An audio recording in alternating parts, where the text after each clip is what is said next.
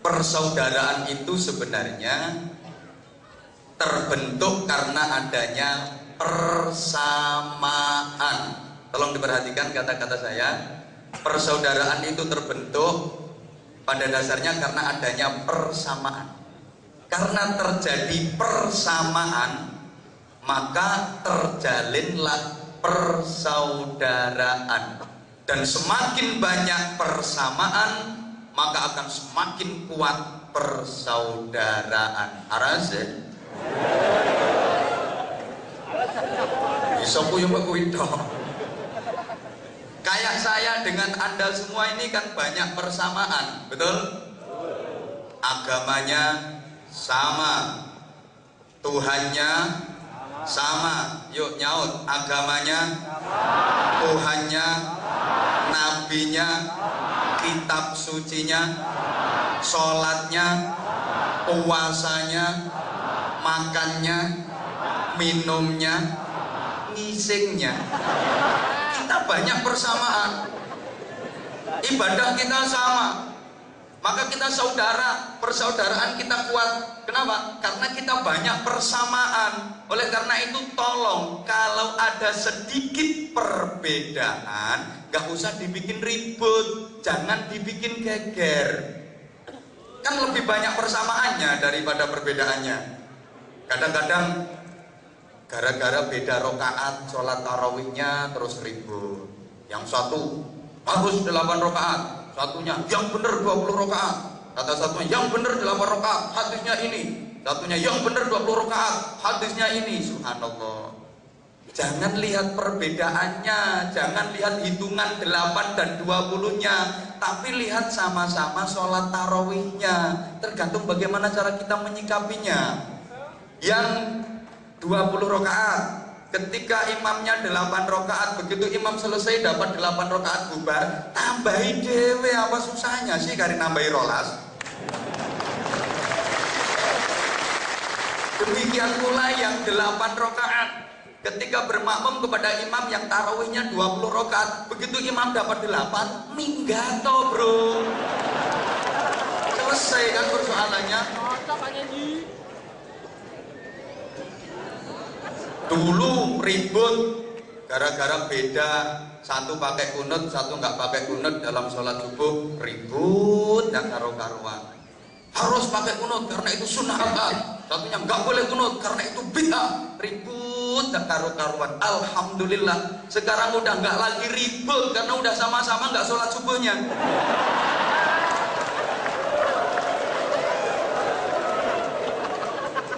Ya Allah. Saya pernah baca satu buku, ada seorang tokoh besar Muhammadiyah yang dalam ajarannya sholat subuh tanpa kunut. Beliau adalah almarhum Buya Hamka. Kenal? Ya harus kenal. Beliau tokoh Islam Indonesia yang luar biasa. Buya Hamka pernah berangkat haji ke Makkah, tentu saja, bukan ke Seoul, bareng dengan Ketua Umum Pengurus Besar Nahdlatul Ulama waktu itu almarhum Kiai Haji Idham Khalid. Dan ketika itu berangkat haji masih pakai kapal laut, belum ada pesawat, masih pakai kapal laut berbulan-bulan. Di situ diagendakan, dijadwal untuk ngimami sholat jamaah di kapal. Hari pertama yang jadi imam jamaah sholat subuh itu Kiai Haji Idham Khalid. Beliau ketua umum pengurus besar Nahdlatul Ulama. Kiai Haji Idham Khalid jadi imam, Buya Hamka jadi makmum.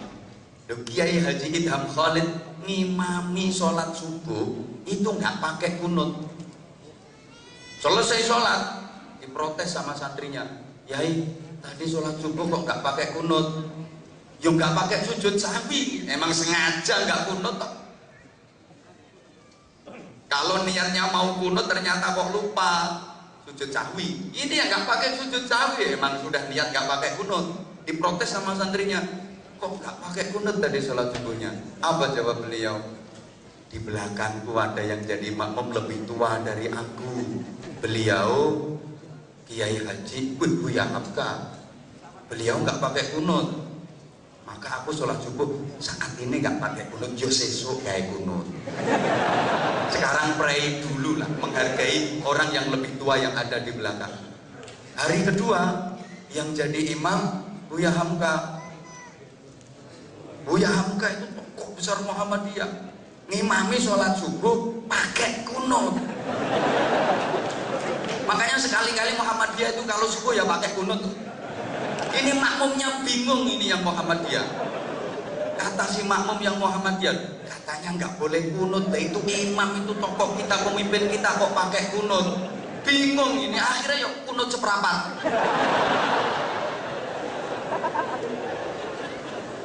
Coba bayangkan betapa beliau-beliau yang ilmunya luar biasa mengesampingkan hal-hal yang sepele kayak gitu. Lah sing ilmune ceketer-ceketer koyo ngene. Kroco-kroco koyo ngene iki perkara ngono dienggo debat lho, Bro.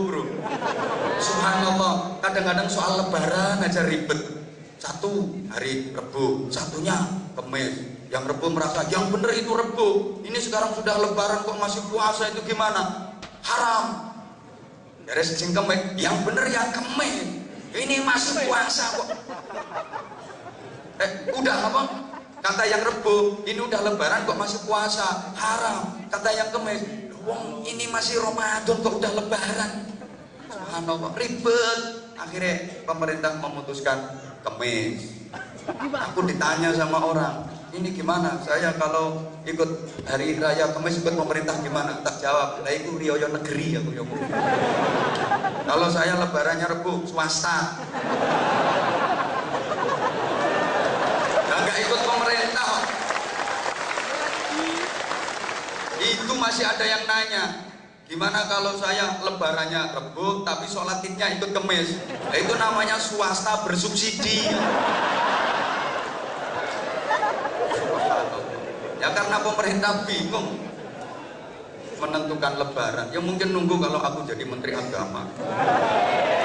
Tak putusi sing jelas, nggak usah ngekul huaile kesuwen ngono. Apa bingung Rebo Kamis dalilnya ini langsung palune tak tutup. Dok. Keputusan puasa diulang dari awal. Beres. Ayo pekok kabeh yo ben.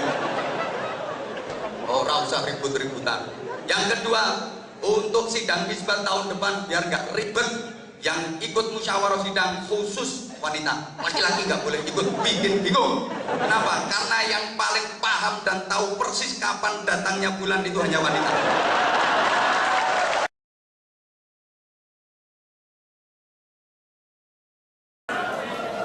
Assalamualaikum warahmatullahi wabarakatuh.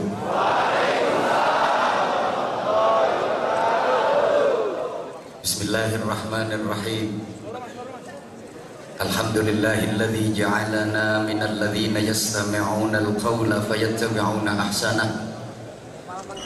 Ittabi'u man la yas'alukum ajran wa hum muhtadun. Asyhadu an la ilaha illallah wahdahu la syarika lah. Wa asyhadu anna Muhammadan 'abduhu wa rasuluhu la nabiyya ba'dah. Allahumma salli wa sallim wa barik ala sayyidina wa maulana wa syafi'ina wa uswatina wa qudwatina wa habibina wa qurrati a'yunina Muhammadin sallallahu alaihi wasallam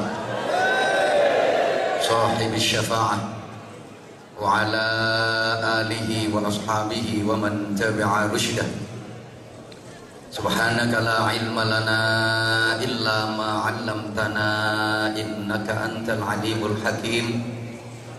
Rabbi shrah li sadri wa yassir li amri wahlul 'uqdatam min lisani yafqahu qawli waj'al li waziran min ahli.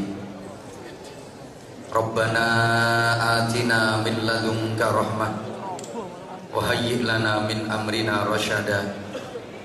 Rabbana la tuzigh qulubana ba'da idh hadaitana wa hab lana min ladunka rahmah innaka antal wahhab. Amma ba'd.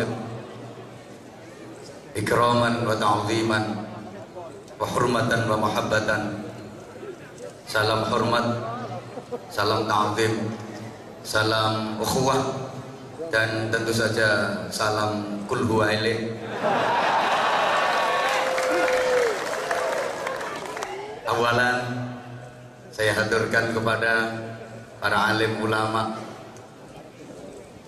para amir masjid, musalla, ketua dewan syuro, para pembina, ketua dan para pengurus KMI yang saya takzimi, yang sama-sama kita hormati. Mr. Ilang wong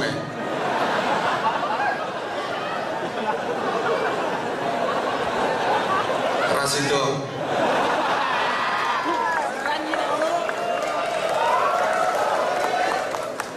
kesawan le arep tak omongi Mr. Yasirli hilang wong maksudku arep tak omongi aku orang ngerti omonganmu. Aku mendendeng orang nyawang awakmu tapi nyawang jilbab abang burimu.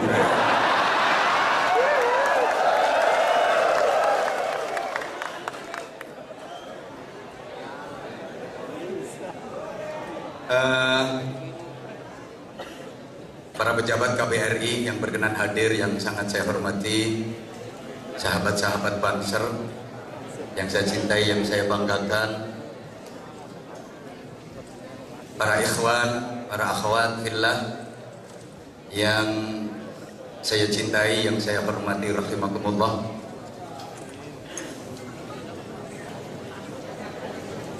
Saya bahagia, saya bangga sekaligus salut menyaksikan semangat saudara-saudara saya di negeri ginseng ini yang luar biasa antusias dalam mengikuti majelis taklim hari ini.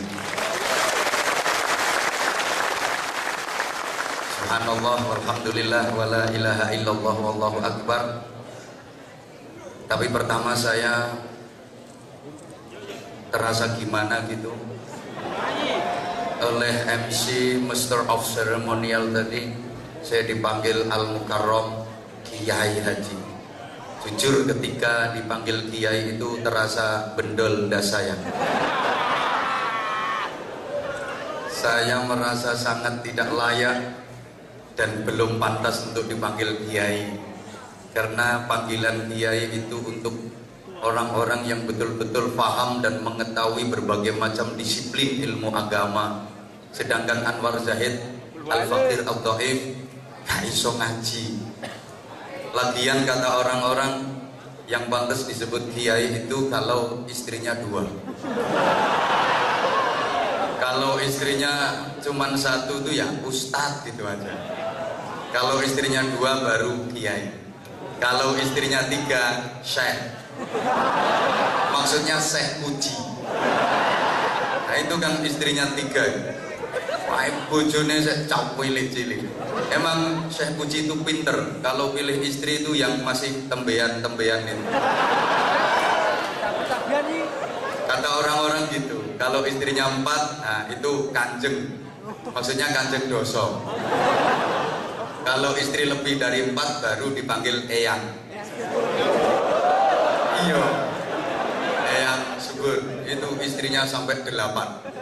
Dadi kabeh. Embuh, dia itu ikut imam siapa kurang tahu. Istri 8 masih jadi semua. Imam Maliki nggak boleh, Imam Hambali nggak boleh, Imam Hanafi nggak boleh, Imam Syafi'i nggak boleh, Imam Samudra wis mati. Makanya kasihan sampai guru bibine kempong untuk nentek. Kebanyakan istri. Saya pernah ditanya sama orang kenapa yang subur pipinya kempong untuk nentek, tak jawab kakean mentil. Aduh.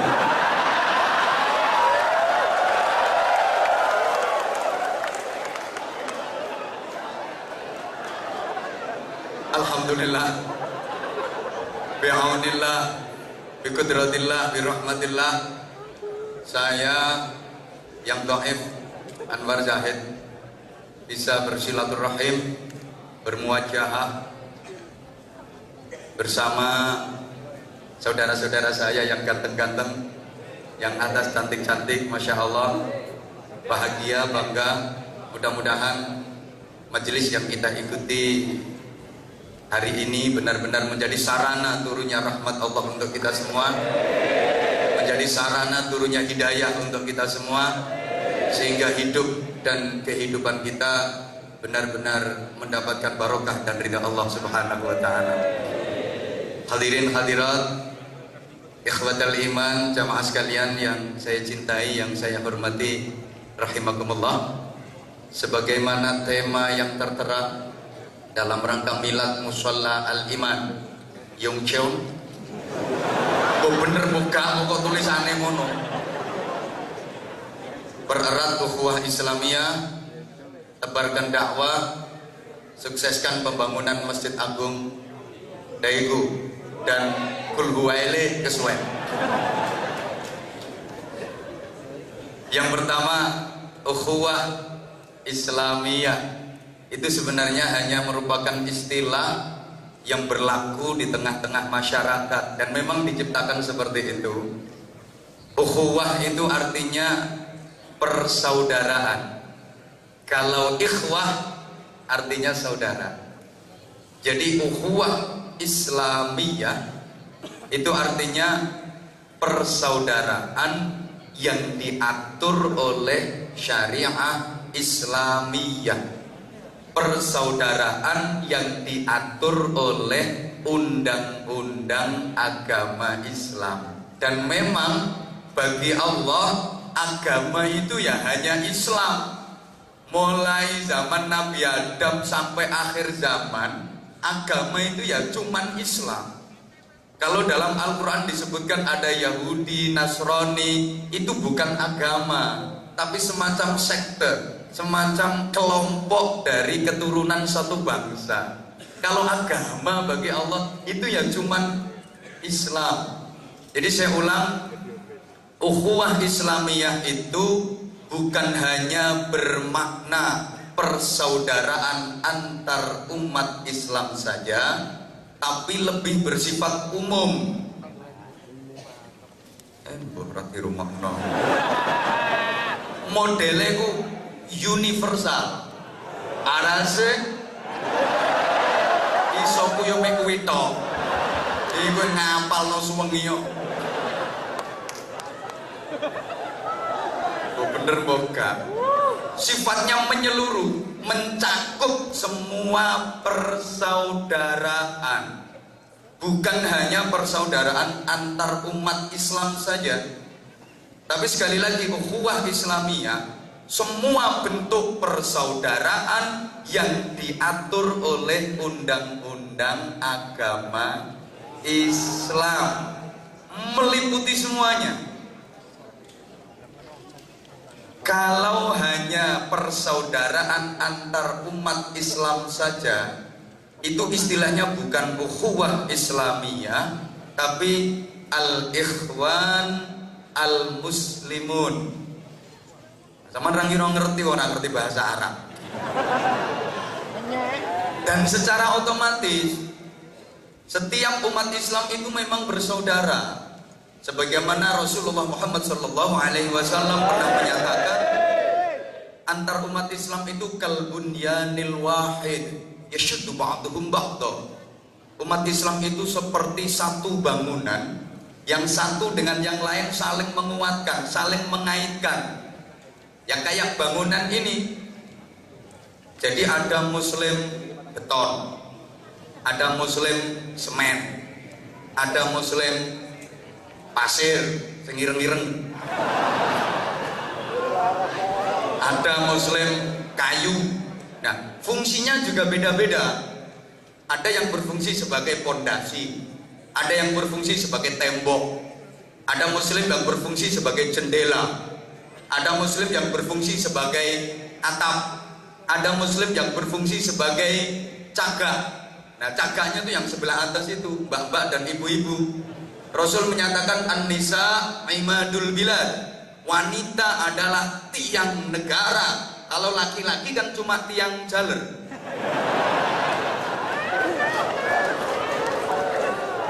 Jadi kalau Islam sudah menyebut dan mengatur ukhuwah Islamiyah, persaudaraan yang diatur oleh undang-undang agama Islam, maka sebenarnya nggak perlu ada istilah ukhuwah-ukhuwah yang lain.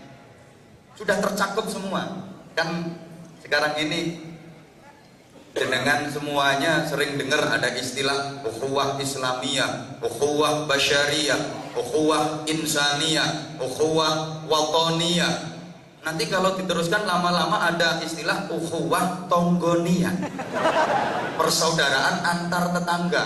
Kalau bukan tetangga berarti bukan saudara.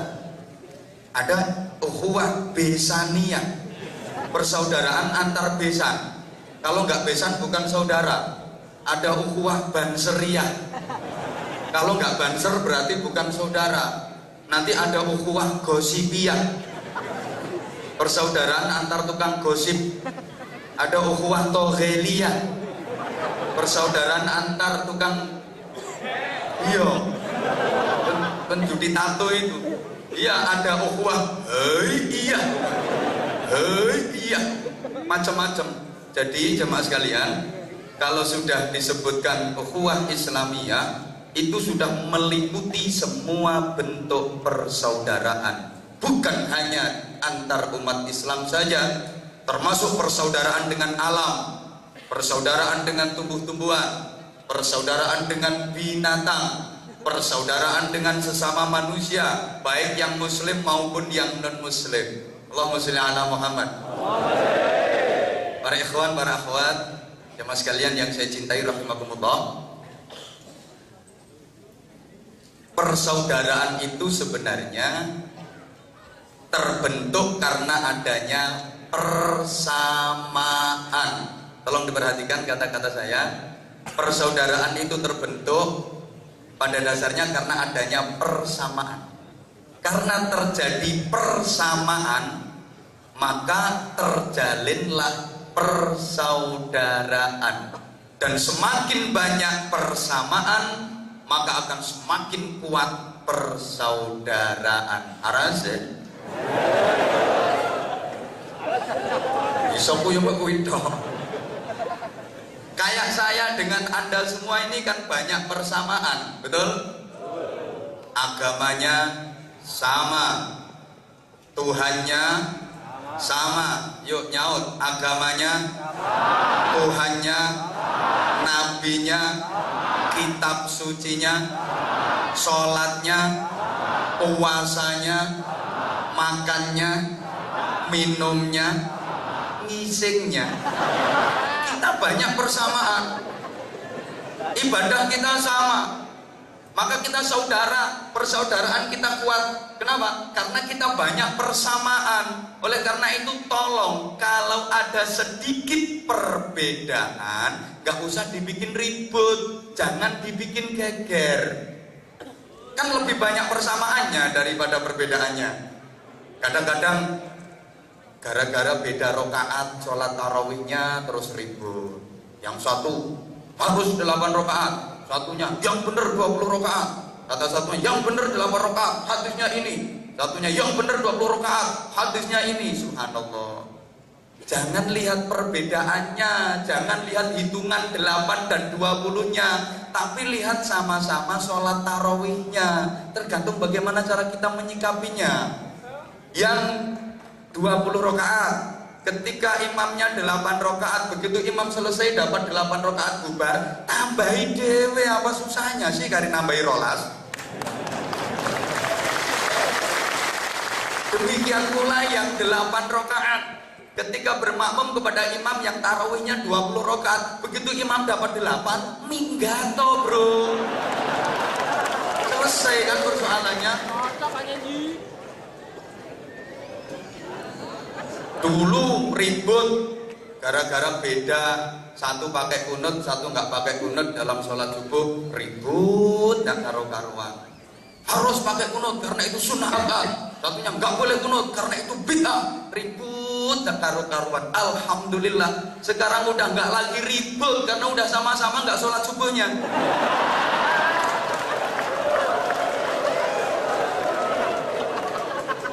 Ya Allah.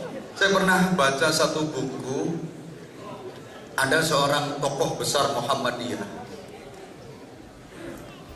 yang dalam ajarannya sholat subuh tanpa kunut.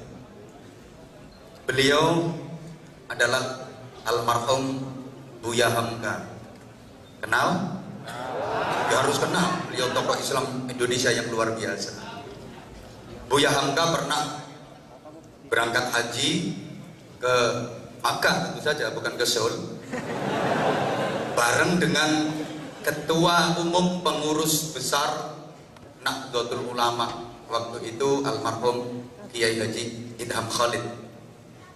Dan ketika itu berangkat haji masih pakai kapal laut, belum ada pesawat, masih pakai kapal laut berbulan-bulan. Di situ diagendakan, dijadwal untuk ngimami sholat jamaah di kapal. Hari pertama yang jadi imam jamaah sholat subuh itu Kiai Haji Idham Khalid. Beliau Ketua Umum Pengurus Besar Nahdlatul Ulama. Kiai Haji Idham Khalid jadi imam, Buya Hamka jadi makmum. Kiai Haji Idham Khalid ngimami sholat subuh itu nggak pakai kunut. Selesai sholat diprotes sama santrinya, Yai tadi sholat subuh kok nggak pakai kunut? Yuk nggak pakai sujud sahwi, emang sengaja nggak kunut. Kalau niatnya mau kunut ternyata kok lupa sujud sahwi. Ini yang nggak pakai sujud sahwi, emang sudah niat nggak pakai kunut. Diprotes sama santrinya, kok nggak pakai kunut tadi sholat subuhnya? Apa jawab beliau? Di belakangku ada yang jadi makmum lebih tua dari aku.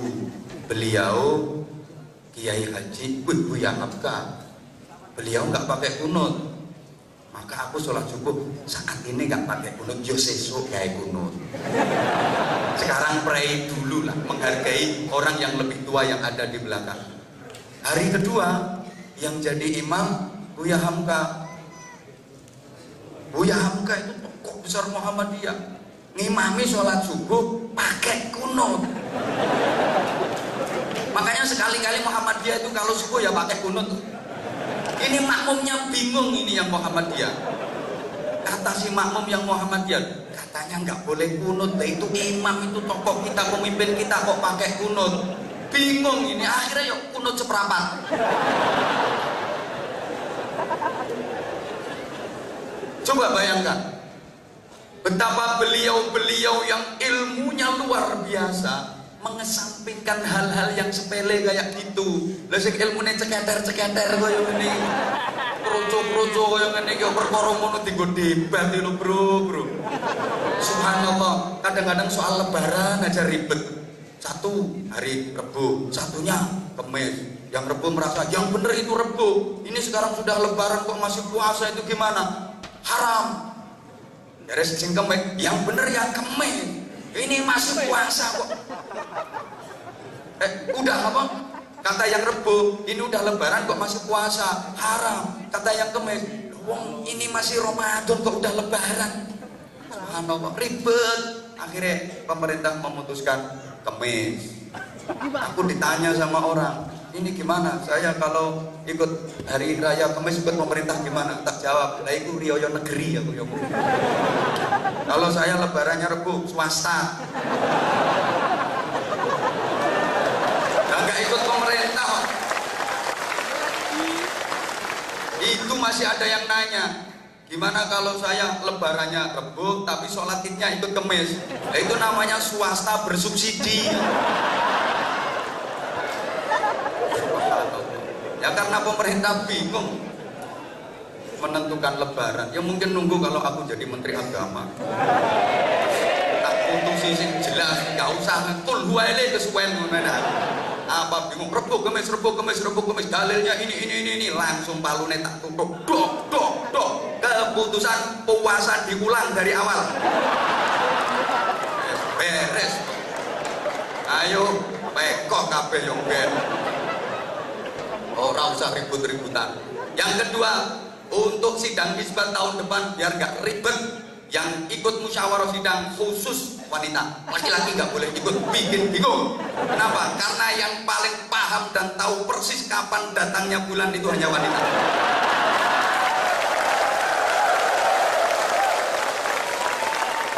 Allahu Akbar. Jadi jamaah sekalian yang saya cintai, saya hormati rahimakumullah, kalau terjadi persamaan maka terjalin persaudaraan. Termasuk subhanallah, saya sempat lupa nanya, ini yang datang sekian banyak ini apa manusia semua?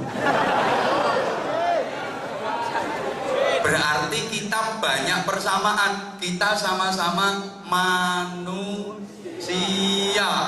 Oleh karena itu kita saudara. Bahkan dengan musuh pun Al-Quran menyebut sebagai saudara. Ada seorang nabi yang diutus ke kaumnya dan dimusuhi oleh kaumnya. Itu Allah menyatakan dalam Al-Quran sebagai saudara. Wa ila adin akhahum Huda. Dan kepada kaum Ad Allah mengutus saudara mereka, yaitu Nabi Hud. Padahal kaum Ad sangat memusuhi Nabi Hud. Seumur hidup Nabi Hud selalu dimusuhi oleh kaumnya. Tapi Allah menyatakan dalam Al-Quran sebagai saudara. Wa ila Thamuda akhahum Shalihah. Demikian pula kaum Samud yang selalu memusuhi dan memerangi Nabi Soleh, oleh Allah juga dinyatakan sebagai saudara. Wa ila Madyana akhahum Syu'aiba. Kepada kaum Madian Allah mengutus saudara mereka Syu'aib. Padahal kaum Madian selalu memusuhi Nabi Syu'aib, tapi disebut sebagai akhahum, saudara. Ada satu surat Al-Quran yang sangat ekstrim. Ini dalam beberapa waktu pernah saya sampaikan. Allah memaki seseorang. Bismillahirrahmanirrahim. Tabbat yada abi lahabin wa tabb ma aghna anhu maluhu wa ma kasab sayasla naran dhata lahbin wa imra'atuhu hammalatal hatab fi jidha hablum min masad. Ini pertama ayatnya tabbat, itu bentuk makian. Dari sisi uluhiyah sebenarnya yo gimana gitu. Artinya tabbat itu meso. Yo gak iso yo kon nirokno. Pokoke lek sampean yo DANCUK, aja diwaca. Gak boleh dibaca. Kira-kira tulisannya seperti itu. Abu Lahab itu pun membacanya dipindu. Watab tidak boleh watab gitu, tapi watab be. Saking gregetene Gusti Allah sama Abu Lahab. Istrinya katut, wa imra'atuhu hammalatal hatab. Allahumma shalli ala Muhammad. Ini kan Allah gregeten sama Abu Lahab. Tapi coba bagaimana Rasulullah memanggil Abu Lahab yang selalu memusuhinya? Ya ammi, wahai pamanku. Pak lek nyelo. Demikian pula Abu Lahab memanggil Rasulullah tuh ya bena akhi, wahai putra dari saudaraku, ponaanku. Makanya kalau terjadi sesuatu perbedaan gak cocok dengan family, dengan tetangga, dengan temen, jangan bermusuhan. Beda pendapat boleh, beda prinsip boleh, persaudaraan harus terus meskipun gak cocok. Karena kalau memutus persaudaraan dilaknat sama Allah. Yang qutullah qati'a rahimin walau mata jawfal Ka'bah. Nabi menyatakan Allah melaknat orang yang memutus tali persaudaraan meskipun dia matinya di dalam Ka'bah.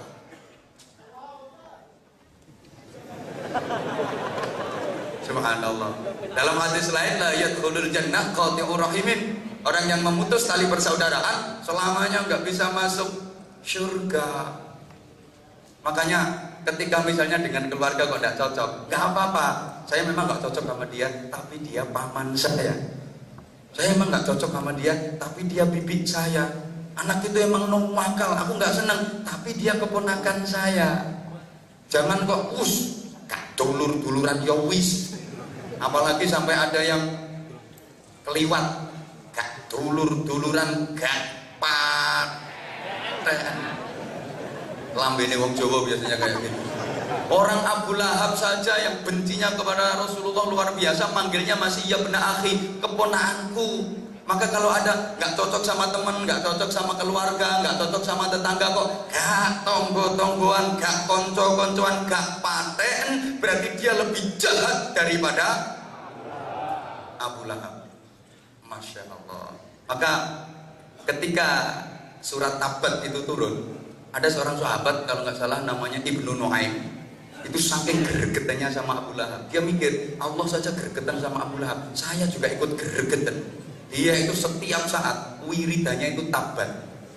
Saat lungguan ini mau tabat kan saya sambil bawa batu. Setiap tabat ya ada Abu Lahab, ini batu ditempelno niat ngepruk ndase Abu Lahab. Jadi tabat ya ada Abu Lahab. Begitu sampai istrinya Abu Lahab, wamro'atu, ini batunya dikerepes-kerepes, diunyet-unyet, niat ngerepes apa nih?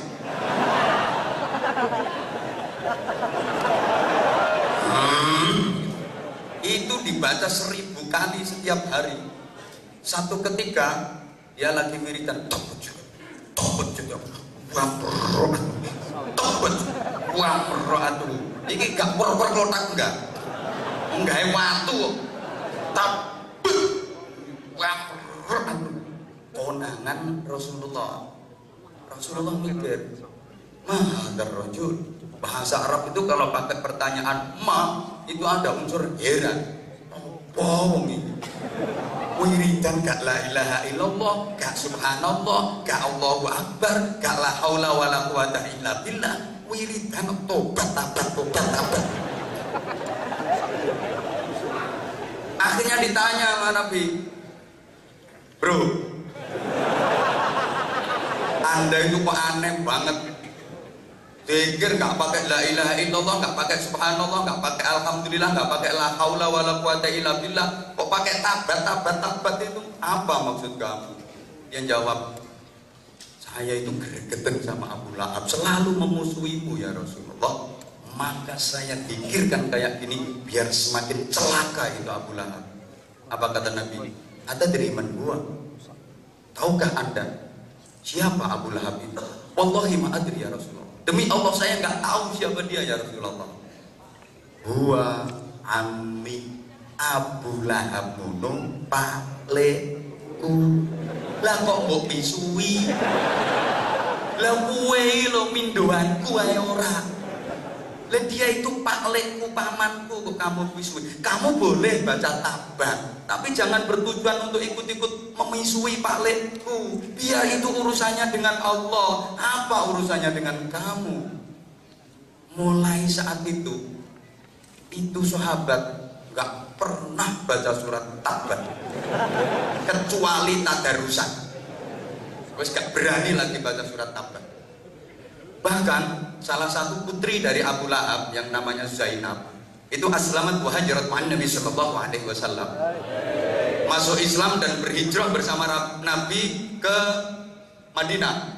Setelah turun surat tabat itu, ini putrinya Abu Lahab yang bernama Zainab yang telah masuk Islam dan hijrah bareng Rasulullah ke Madinah jadi bahan cemoohan, digawe nyek-nyekan wong. Lagi ke pasar nawar barang kok kemurahan, yo ditabat. Misalnya beli baju, ini harganya berapa? Bilang 2000, terus dia nawar 1500 ya. Tabat ya bilang, penjualnya langsung baca tabat. Lagi lewat ditawarin sama penjual, Mbak Zainab, nggak beli barangku? Enggak, tabat. Di toko juga gitu, beli apa Mbak Zainab? Beli gula, ini gulanya tabat. Subhanallah, dia bersedih.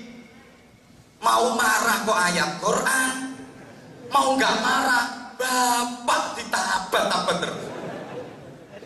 Subhanallah, mau marah itu ayat Quran, mau nggak marah kok bapak. Iya, kalau tabat dibaca di masjid, di musola, no pasar tabat, no toko tabat, no warung tabat, di mana-mana tabat. Kemudian dia menangis, matur madul kepada misanannya, sepupunya yaitu Rasulullah Muhammad SAW. Ya Rasulullah, ma balu auladil kufar ghairi, bagaimana dengan anak-anaknya orang kafir selain saya? Kan banyak yang bapaknya kafir, banyak di antara sahabat-sahabat itu yang ibunya kafir, bapaknya kafir. Tapi kenapa yang ditabat kok cuma bapak saya? Yang lain kok gak ditabat? Apa sikap Rasulullah? Oke Zainab, kalau gitu besok sholat zuhur kamu sholat di barisan yang sekiranya aku bisa melihat kamu. Siap. Begitu sudah mau sholat zuhur, ya Zainab itu ya berada di barisan depan, pakai pakaian yang mencolok, biar Rasulullah bisa menengeri, meniteni. Selesai sholat jamaah Rasulullah, Zainab terus berdiri. Zainab ta'al, Zainab kemari. Ya Rasulullah. Zainab berdiri di samping Rasulullah. Kemudian Rasulullah bersabda, Adihi bintu Ami, ini putrinya pamanku. Rasulullah nggak mengatakan hadihi Zainab binti Abi Lahab, enggak. Nggak mengatakan ini Zainab putrinya Abu Lahab, tapi hadihi bintu Ami, ini putrinya pamanku, ini saudari sepupuku. Fala yaqulanna ahadun ilaiha illa khairan. Mulai saat ini siapapun tidak boleh mengatakan kepadanya kecuali perkataan yang baik. Mulai saat itu surat Tabat itu menjadi surat yang paling tidak laku di Madinah. Kesimpulan dari cerita saya ini apa? Betapa Rasulullah sangat mementingkan ikatan tali persaudaraan. Allahumma sholli ala Muhammad. Jadi kata kuncinya persaudaraan timbul karena adanya persamaan. Selama ada persamaan dengan apapun, dengan siapapun berarti saudara. Arase? Kita dengan binatang itu berarti ya saudara. Itu kan ada persamaan. Saya tanya, binatang itu makhluk hidup apa enggak? Nah terus kita, termasuk yang ngomong, makhluk hidup apa enggak? Ya berarti sama dong. Binatang makan kita juga, binatang minum kita juga, kan sama dong. Binatang tidur kita juga, ayo nyauto toh bro, gak semangat. Binatang makan kita juga, kan sama. Binatang minum kita juga, binatang tidur kita juga, kan sama. Binatang rabenan kita juga, rabenan tuh bahasa. Subhanallah. Maka kita itu punya saudara yang bernama wedhus. Oleh karena itu hubungan dengan binatang pun diatur dalam Islam. Allahumma sholli ala Muhammad. Ar-rifqu bil hayawan wajibun.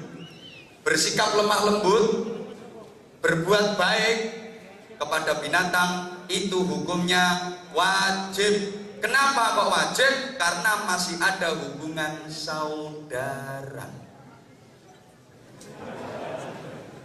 Loh iya. Jadi kita dengan wedhus itu dulur. Ngono kok ada yang protes. Loh kalau dulur kok disembelih? Loh kan diizinkan oleh Allah. Memang diizinkan oleh Allah, ya disembelih. Tapi karena masih mampu dulur, nek nyembelih gak oleh ngawur. Harus menetapi beberapa ketentuan, beberapa syarat. Wong belih dulure yo. Pisaunya harus tajam. Terus warihil madbu, binatangnya harus dienakkan, posisinya enak, baru dingok. Jangan sampai menyakitkan. Ingat, besok Idul Adha, misalnya sama lagi nuntun kambing, ditanya sama teman, harap nyanti kan? Beleh dulur. Lah dulur kok disembelih? Emang disuruh sama Allah. Halo. Ya Allah ya Karim. Mohon maaf. Ada makhluk Allah itu kan macam-macam. Ada makhluk yang punya akal, nggak punya nafsu. Namanya malaikat. Punya akal, nggak punya nafsu. Ada yang punya nafsu, nggak punya akal. Namanya binatang. Nah kita ini manusia komplit, punya akal juga punya nafsu. Bentar, panitia perkemisan nanti dulu. Sungguh kota. Ini baru mau serius ngajinya.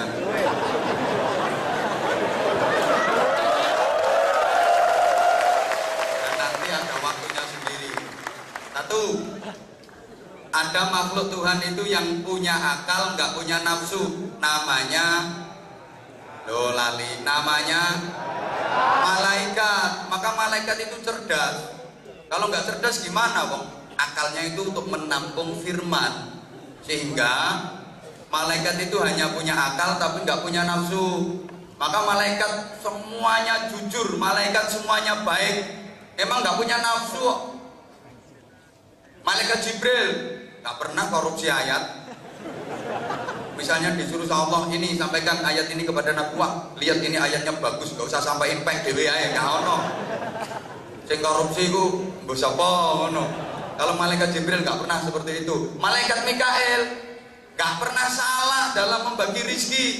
Rizki untuk sampean nggak mungkin salah ke ini Amir Musola. Demikian pula rizkinya Amir Musola nggak mungkin keliru jatuh ke sampean. Malaikat Mikael nggak pernah salah. Yang suka salah itu panitia pengajian.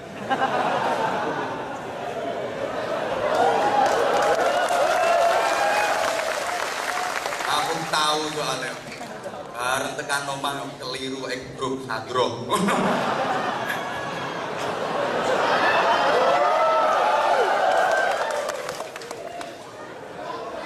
Nah, semua orang itu rizkinya udah diatur sama Allah, dan malaikat Mikael yang bagian menyalurkan sebagai penyalur rizki nggak pernah salah.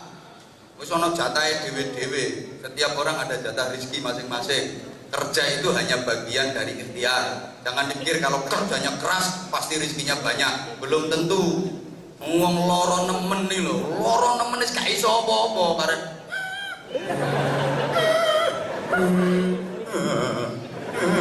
tak bisa apa-apa. Nyatane no pinggire yo jajan-jajan yo akeh kok. Dikira kalau kerjanya keras terus duitnya banyak, kalau kerjanya nyantai nggak bisa dapat duit banyak. Kata siapa? Itu orang-orang yang cari batu itu di gunung itu pakai gergaji, krok, krok, krok, sehari pol, sehari suntuk, krok, krok, batu besar-besar itu yang diambil, glodak, glodak, kerjanya keras, krok, krok, keringet itu sak neker-neker, krok, krok, sedino paling bayaran 1.000. Itu yang diambil batu kaput gede. Ada yang ngambil batu cowili tapi 20 juta batu ginjal.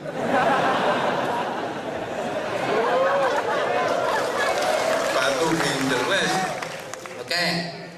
Terus malaikat Israel juga gitu. Gak mungkin salah nyabut nyawa, gak mungkin salah sasaran.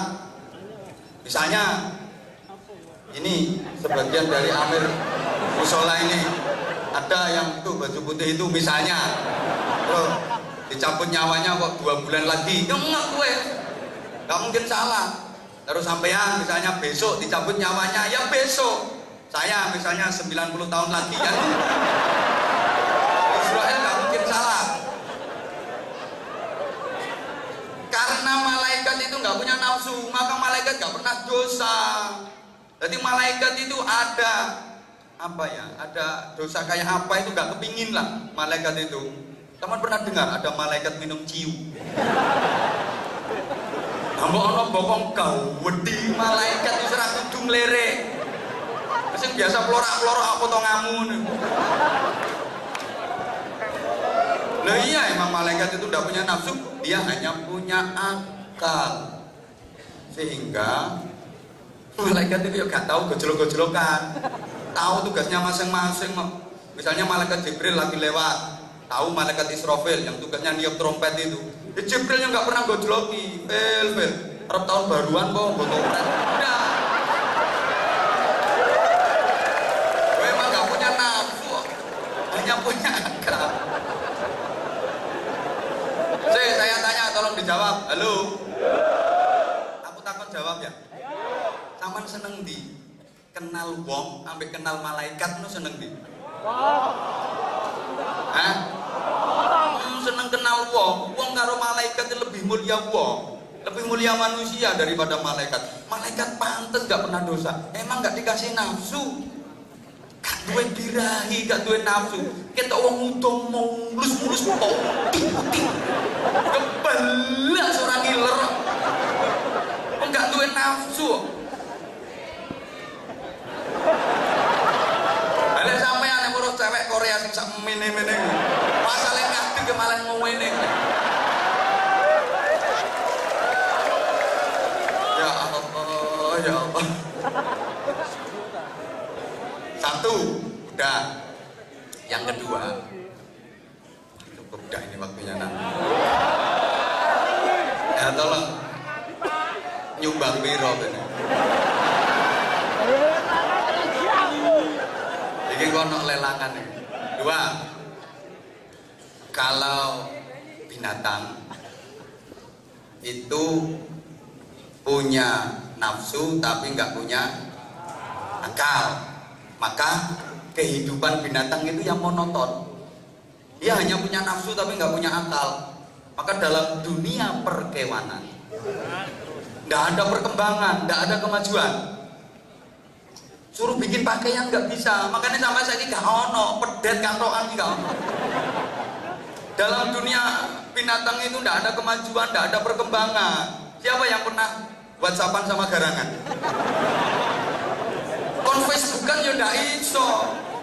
Jadi pancet cet panggah mulai dulu sampai sekarang sampai kapanpun kehidupan binatang itu ya kayak gitu. Suruh baca aja nggak bisa.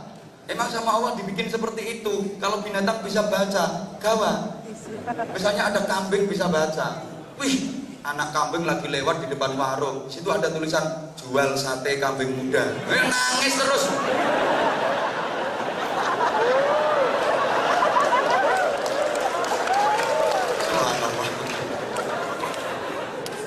Jadi karena binatang itu nggak punya akal, yang monoton. Halo. Makanannya ya mulai dulu sampai kapanpun ya itu aja. Kayak sup apa jaran, sapi, wedhus. Itu panganannya ya suket mentan. Sampai kapanpun ya suket mentan. Nah, karena dia nggak punya akal. Yang kok gak berpikir sekali-kali gawe sop damen.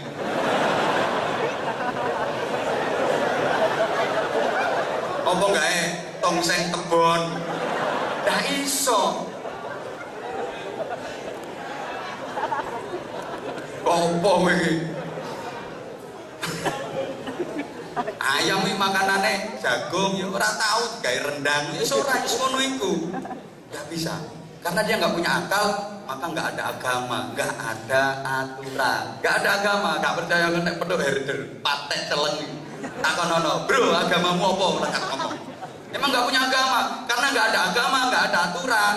Wedhus si rabenan sak dalan-dalan biasa. Wedhus lanang ketok, wedhus wedok celingkrik langsung pluk. Biasa, nggak ada agama. Makanya apa nano TKI? Kok kadek pacaran no tengah jalan pacaran tak dalan-dalan karo sing model ndukur-ndukur ngono kae. Berarti lebih hina daripada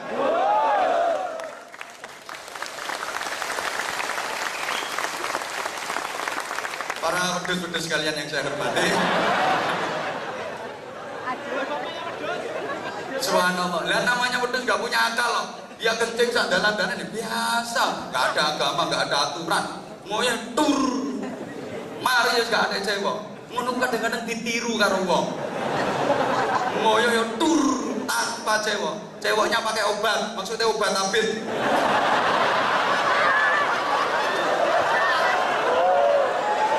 Itu berarti manusia yang tiru derajatnya lebih hina daripada. Oke, kalau malaikat punya akal tapi nggak punya nafsu, kalau binatang punya nafsu tapi nggak punya akal, lah manusia. Ini manusia semua kan? Ini komplit. Ya punya akal, ya punya. Ayo tuh nyaut. Ya punya akal, ya punya. Ya punya nafsu, ya punya. Komplit. Maka ketika akal manusia bisa mengendalikan nafsunya, maka dia bisa lebih hebat daripada malaikat. Tapi sebaliknya, ketika justru nafsunya yang mengendalikan akalnya, maka dia lebih hina daripada binatang. Enak ngomong betul, jojo karo nyawang aku. Kau enak. Waduh, sampai gini. Matur suwun. Waduh, so tapi disenengi wong akeh kok. Ngene. Subhanallah. Oke, wis mulai rame iki. Maksudnya materi ini. Tapi dilungkas tarikan infak. Apa sing saya suwi? Loh, apa minggat ya orang isi?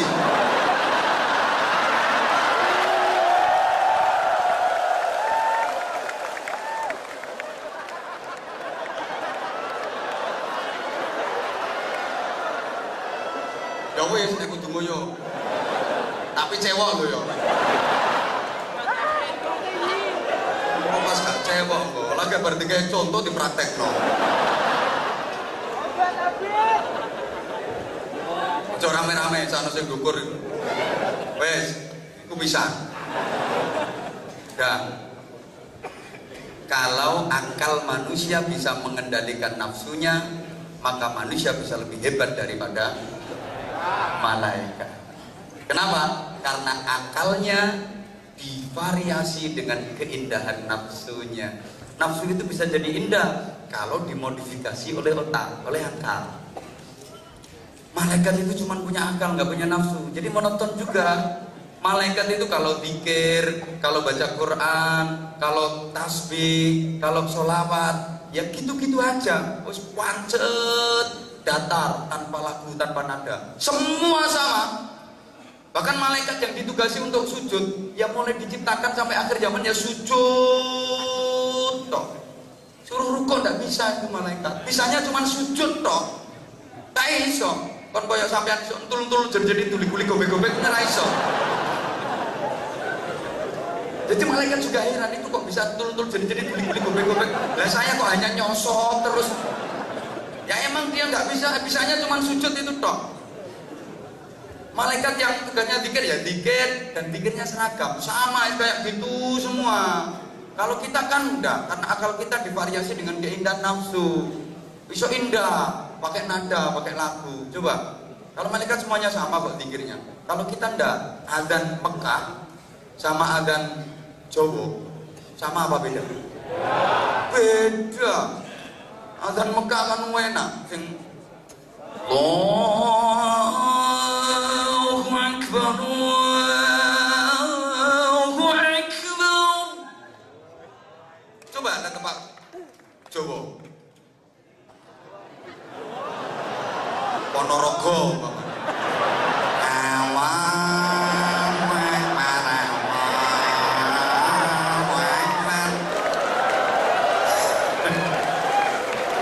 Bojonegoro barang as-salatu khairun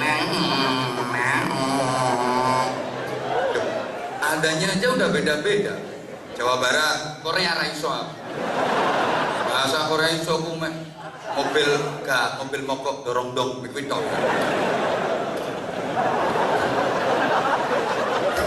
Liyane gak iso. Adanya beda-beda. Hayya 'alal falah. Ada yang kayak gitu ana sing modele hayya 'alal falah. Macam-macam. Terus apalagi baca Qur'annya Imam Masjidil Haram sama baca Qur'annya Imam Masjidil Yongcheon. Boh piye unine kuwi kok? Kira-kira sama apa beda? Sama. Beda. Mekah itu pena. Alhamdulillahi rabbil alamin. Ar-Rahmanir Rahim. Maliki yaumiddin. Pena. Ingin iki mana?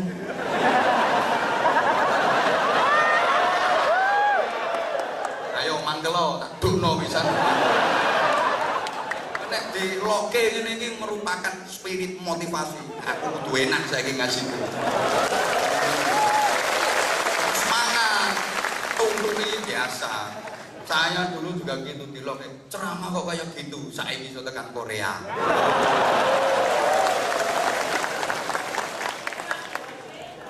Oh, rumangsamu ora penak. Yo penak. Rumangsamu dinyek yo ora penak. Yo penak. Kuwi nek atimu waras. Nek dinyek kok atimu lara berarti atimu bosok. Ngono. Halo. Baca Qur'annya beda. Zikirnya juga beda. Beda-beda kalau kita emang akal kita dihias dengan keindahan nafsu. Zikir aja beda-beda. Sama-sama la ilaha illallah itu beda-beda. Kalau untuk takbiran nih kok Allahu Akbar, Allahu Akbar, Allahu Akbar, la ilaha illallah, kayak gitu. Tapi kalau untuk tahlilan beda lagi. La ilaha illallah, la ilaha illallah, kan sama-sama la ilaha illallah. Tahlil aja beda-beda. Kalau tahlilnya wong sugih yo berkat gede yo la ilaha illallah, la ilaha illallah, la ilaha illallah. Ane wong gak duwe berkat gepengnya.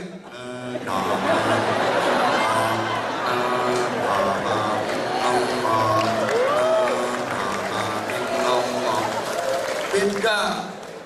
Ono maneh sing modele la ilaha illallah, la ilaha illallah, la ilaha illallah, Muhammadur Rasulullah, la ilaha illallah, la ilaha illallah. Sono sambutane. Mari sama-sama jenazahnya almarhum Mbah Suripto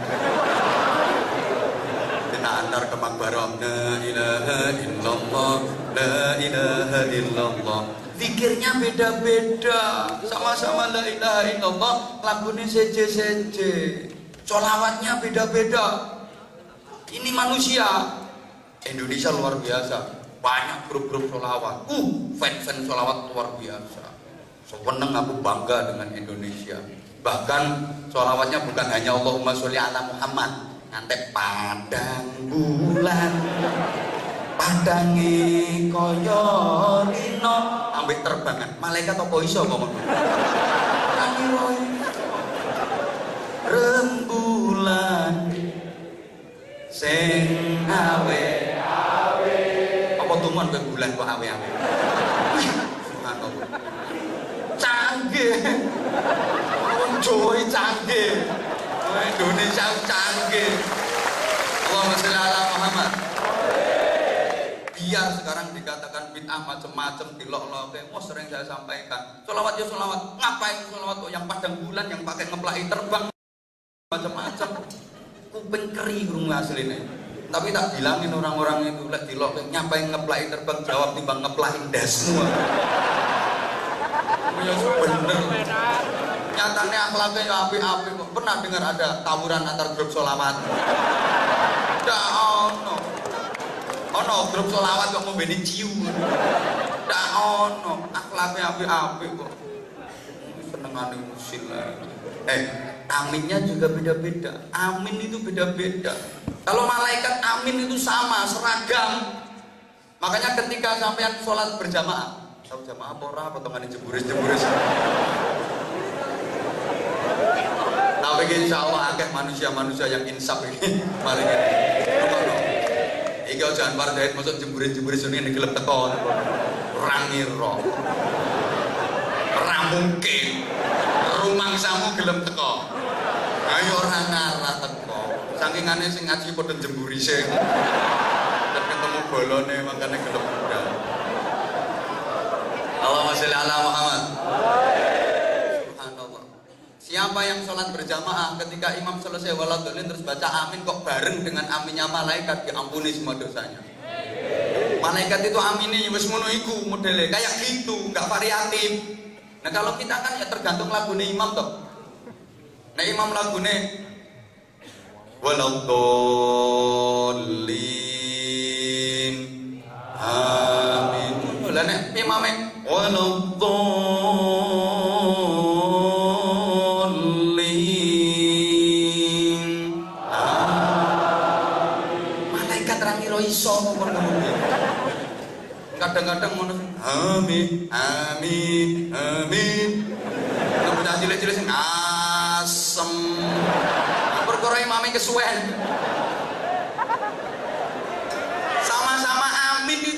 aminin doa itu lagunya juga beda-beda. Kalau doanya mantep kayak Ustadz siapa tadi? Nah, itu ya amin, amin, amin, amin ya Allah, amin. Adek dongane singkat. Coba dongane ketahuan. Terus orang ngerti karepe ndonga mesam. Kaitane ya amin, amin, amin. Mantep. Suwe-suwe, mudah mudun tangan. Amin. Amin. Nah, lama-lama gak kuat nyonggot tangan tumpang nang dhuwur kuku ambek itu kan.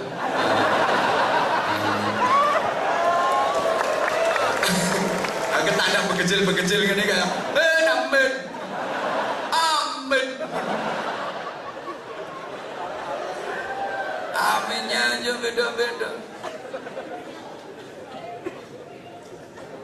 Jadi, tolong perhatikan, kalau akalnya bisa mengendalikan nafsunya, maka manusia lebih hebat daripada malaikat. Tapi kalau akalnya dikalahkan sama nafsunya, justru nafsunya yang mengendalikan akalnya, maka manusia lebih rendah daripada binatang. Allahumma sholli ala Muhammad. Binatang hanya punya nafsu, nggak punya akal. Maka pantas kalau binatang itu ya nakal kayak gitu, memang nggak punya akal. Kayak wedhus itu, dia nggak punya malu, hanya punya kemaluan. Nah, karena binatang dalan-dalan biasa kok. Nah, kalau sampean itu lah terus tiru wedhus itu kan yo. Nah, karena binatang itu nggak punya akal, maka nakalnya itu ya pacet kayak gitu. Mulai dulu nakalnya ya cuma kayak gitu, nggak variatif belas nakalnya.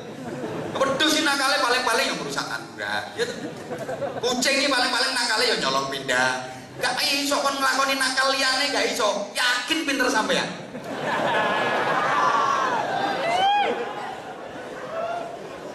Tikus sih nakalnya ya wis merusak pari. Ngono iku. Nggak variatif sama sekali, nakalnya ya cuma seperti itu. Cuman pernah dengar ada kambing jadi tersangka, kucing terus ditangkap KPK. Dah ono.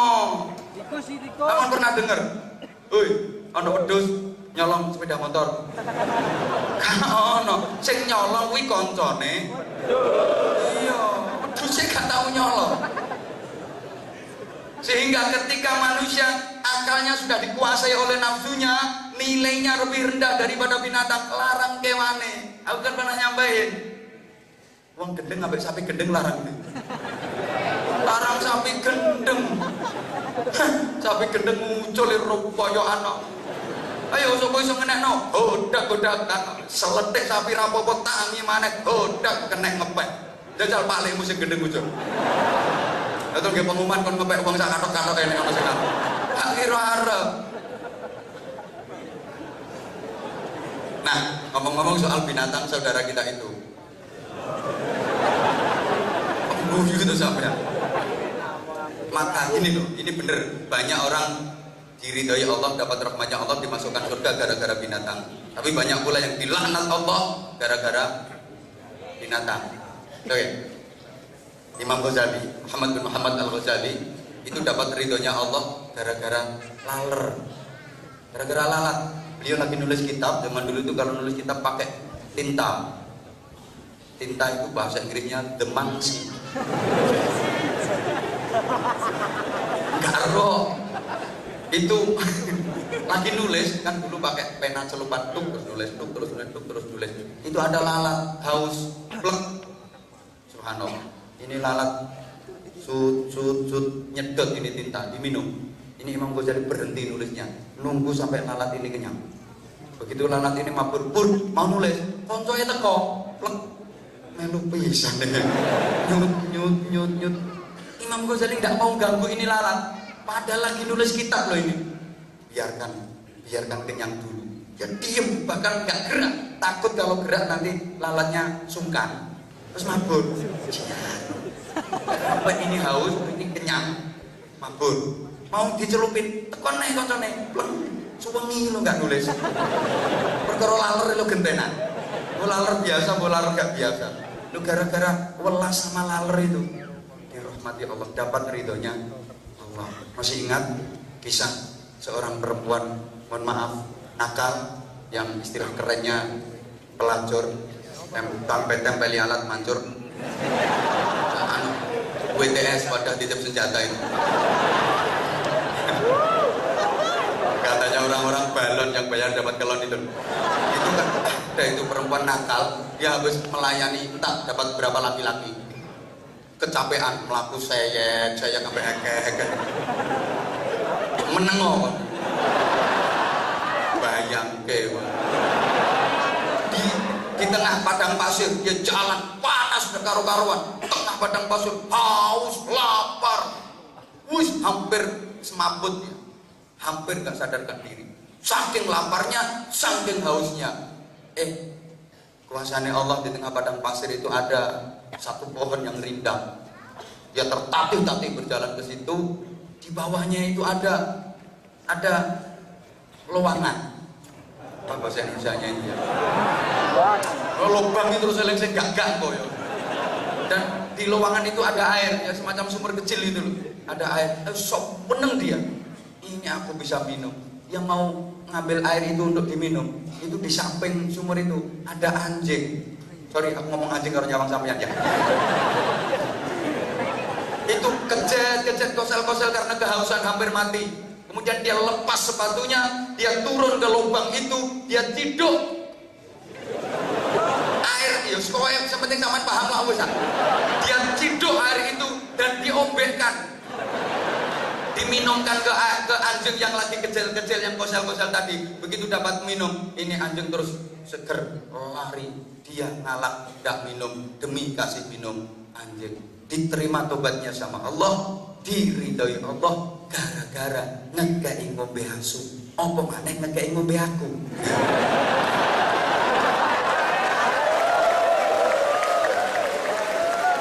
Alhamdulillah. Ini tahu panitia minuman kesukaan aku, kopi. Semalam kan aku dikasih minum kopi susu. Tak bilangin nama panitia, aku paling gak seneng minum kopi susu karena minuman yang gak jelas. Nah kopi ini ngajak melek, susu ini ngajak turun.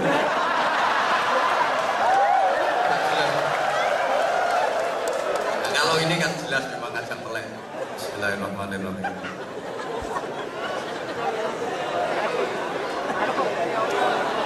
Kopi Korea ini model ini.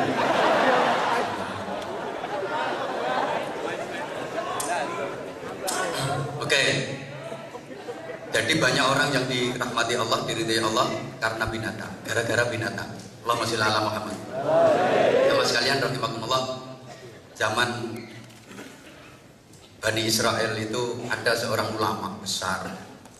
Dia lagi jalan, dicopot semut kakinya, cedik. Tersinggung, lama dicopot semut mani nyokot ulama.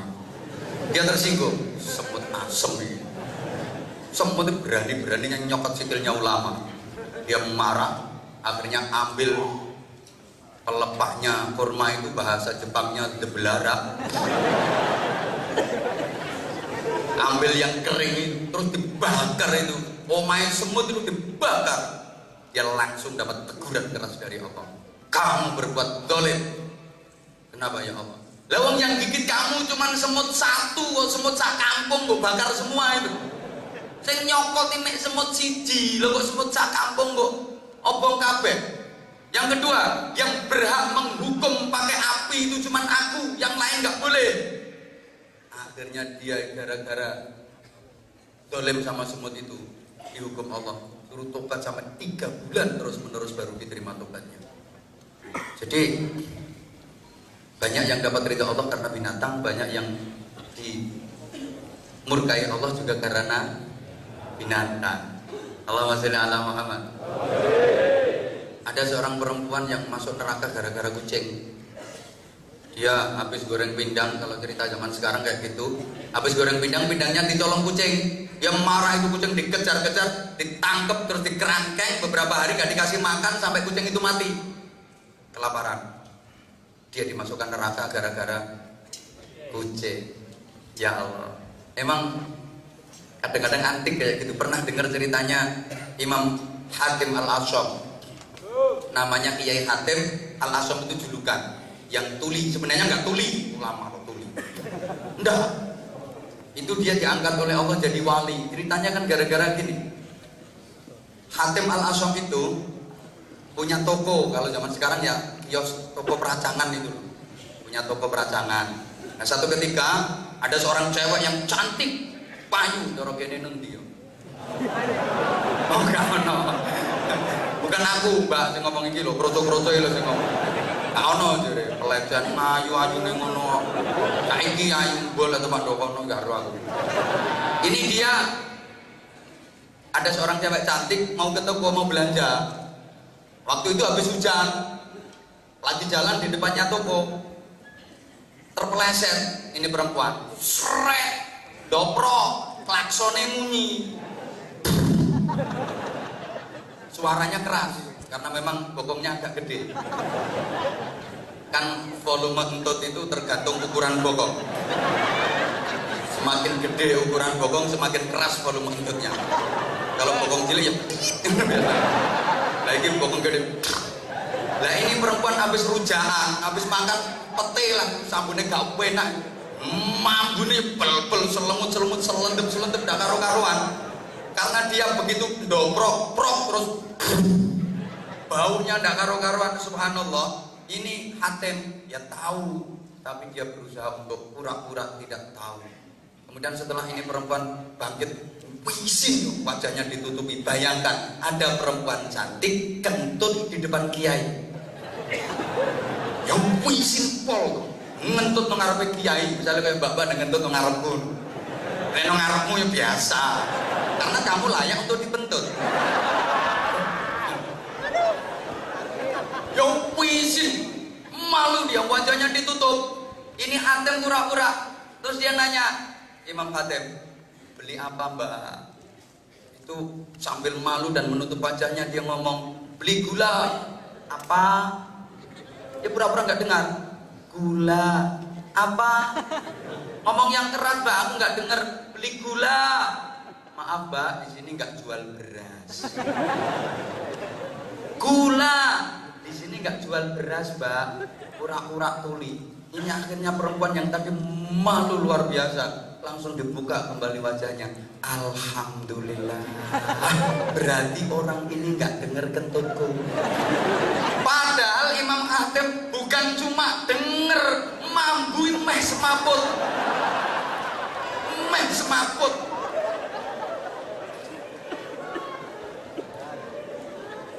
Tapi karena dia menutup kemaluan, menutup rasa malu tuh cewek, subhanallah, diangkat dari wali. Tadi ono wong dari wali gara-gara entut ya.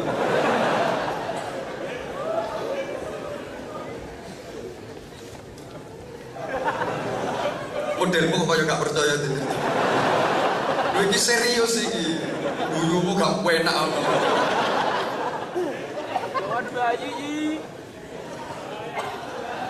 Malah telat buyumu. Allahumma sholli ala Muhammad. Nah, saudara-saudaraku, saya suwe biasanya main sak jam. Mas ijo yo. Oke. Coba ijo yo.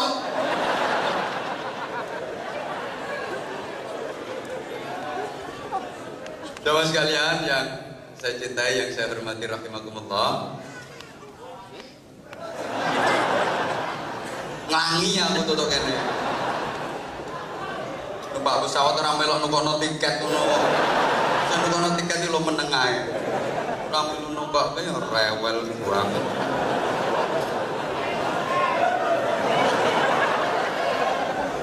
Malah mohon maaf banget ya. Termasuk saudara kita yang nggak boleh kita lupakan. Ini saudara kita yang juga banyak persamaan dengan kita, nggak boleh kita lupakan, yaitu setan.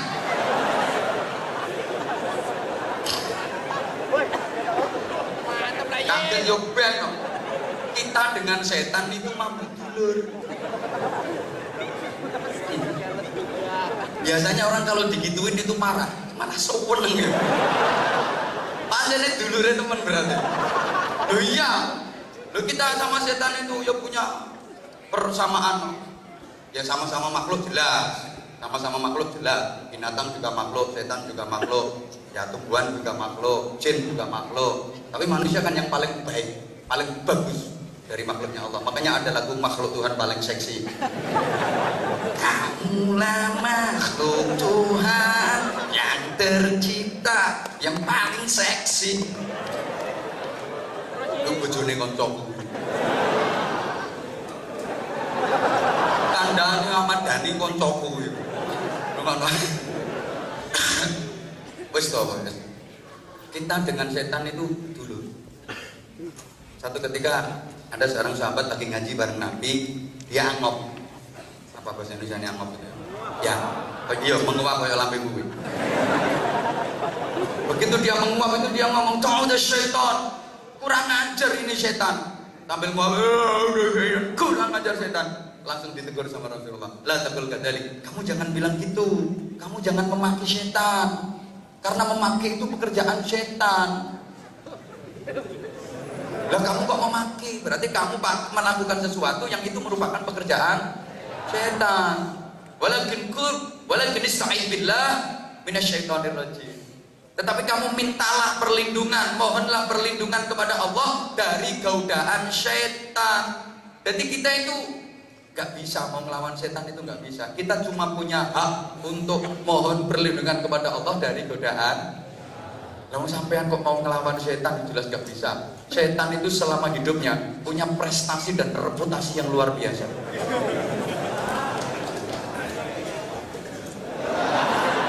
Gaya dulurmu situ ego ya. Prestasinya luar biasa, setan reputasinya luar biasa. Bayangkan, setan itu jadi kepala surga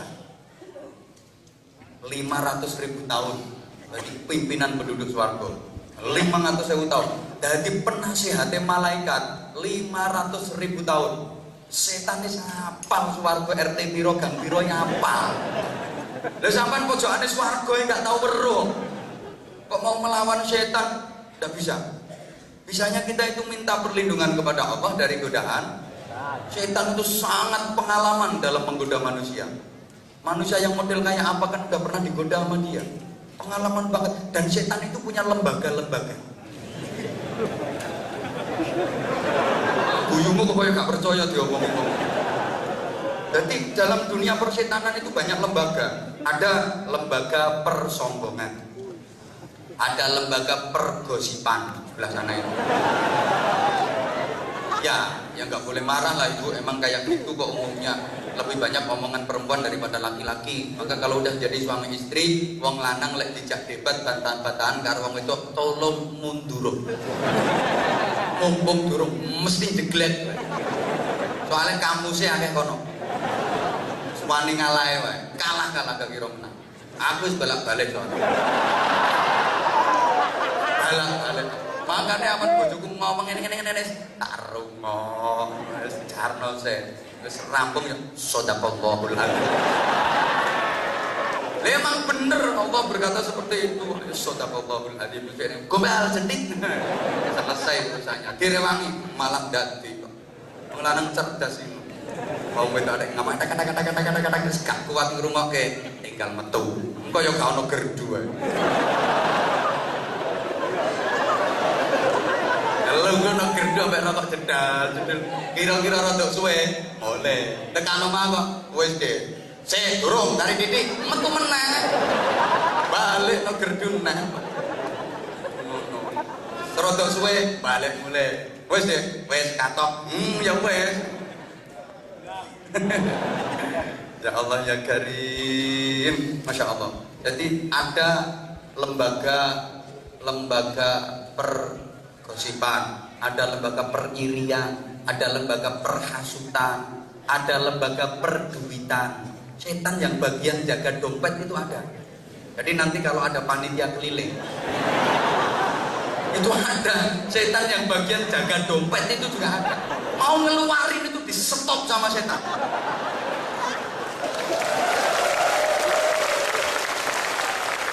Maka nanti kalau panitia keliling yang nggak ngasih berarti itu temennya. Bukan hanya itu, kalau dia di stop kok masih tetap dia ngambil, itu itu setan nggak kalah trik, setan masih punya trik, mau ngeluarin yang gede sama setan dibalik kayak ojo gede-gede. Maka nanti kalau di dompetnya ada duit gede tapi yang dikasihkan kok yang kecil, itu juga berarti temennya. Maka biar gak kalah sama setan, berapapun yang ada di dompetmu ambil semua, leboke kabeh. Insya Allah mulihmu melaku.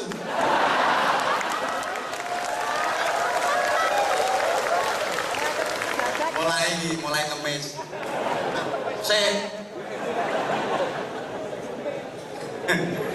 Ya Allah, setan itu kayak gitu. Aku tak ngerti. Ya wes. Allahumma sholli ala Muhammad. Setan ini macam-macam cara godanya. Kalau ada perempuan jalan, itu biar laki-laki tertarik. Setan ini punya cara. Ini aku nerang non. Kalau dari belakang, laki-lakinya di belakang, itu sama setan. Mohon maaf ya, ini bokongnya perempuan tidak budi. Makanya terus akhirnya melakukan bokongan, kok. Karena didamuni sama setan itu. Jadi setan ini loro, yang satu dari sebelah kanan, yang satu dari sebelah kiri, sambil ngetutke, sing kono nyebul gini nyedot, kono nyebul gini nyedot. Setan ini ono telu paten. Lho ono kok al-mar'a idza aqbalat wa ma'aha syaitan, wa idza adbarat wa ma'aha syaitan. Kowe ora ngerti artine, makane tak terangno ngono ae. Wong aku sing maca yo ora ngerti artine yo. Lah kalau dari depan, setan ini kurang ajar. Kalau dari depan itu perempuan caranya goda gimana? Dilunggui sirahe. Jadi setan itu duduk di kepala perempuan. Nah karena kepalanya diduduki, makanya terus jalannya akhirnya sirahe terus ke asminatil bukhti ini kok mlakukan ngono. Nah terus sikile banjir no pedal iki wonten ngene.